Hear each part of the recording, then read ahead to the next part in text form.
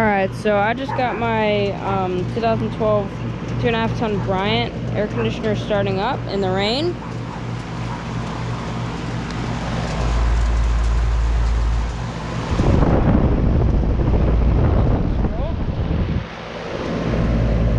'12 2.5 ton. It's very cold and sweaty. Kind of starting to get dirty again, but not too bad. York's running.